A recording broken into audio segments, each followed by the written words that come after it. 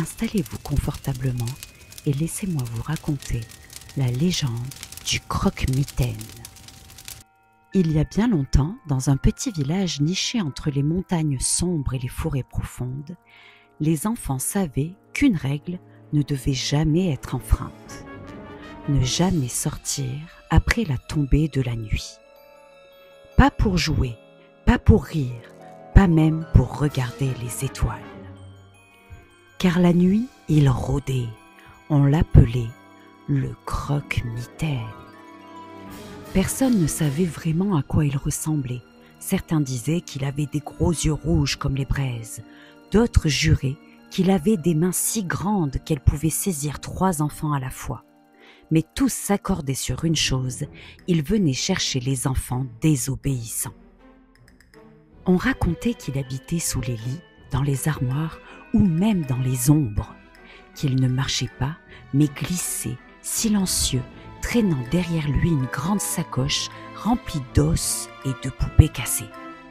Quand il trouvait un enfant seul la nuit, il le mettait dans son sac, sans un mot, et disparaissait dans le noir pour ne jamais le rendre.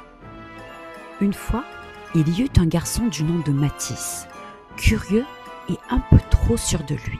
Un soir d'automne, alors que les feuilles mortes dansaient sous le vent, Mathis décida de braver l'interdit. Il voulait prouver à ses amis que le croque-mitaine n'était qu'un conte pour faire peur. Il attendit que tout le monde dorme, puis il sortit seul, avec une lanterne à la main. Au début, il riait, et il chantait même un peu pour se donner du courage. Mais plus il avançait, plus les sons de la nuit devenaient étranges. Les branches craquaient sans raison, le vent semblait chuchoter son nom. Mathis, Mathis. Puis soudain, plus rien, plus de bruit, plus de vent, juste un froid glacial et un silence qui glaçait le sang. C'est là qu'il l'a vu. Une silhouette immense, presque floue, 2 yeux rouges qui brillaient dans l'obscurité et cette voix rauque, grinçante, sortie d'un autre monde. Tu es sorti sans permission. Le lendemain matin, Mathis avait disparu. Ses parents le cherchèrent partout. Les villageois fouillèrent la forêt, les champs, les caves, mais il ne restait de lui qu'une seule chose. Retrouvé au pied de son lit, sa lanterne éteinte. Depuis ce jour, aucun enfant n'a jamais osé sortir après la tombée de la nuit. Et parfois, quand le vent souffle fort et fait trembler les volets, on entend encore ce murmure qui flotte dans l'air.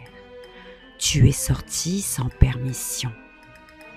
Alors, si un soir tu entends quelque chose sous ton lit ou que ton placard grince sans raison, ferme les yeux, ne bouge pas, respire doucement et surtout ne te lève sous aucun prétexte, car le croque-mitaine, lui, ne dort jamais.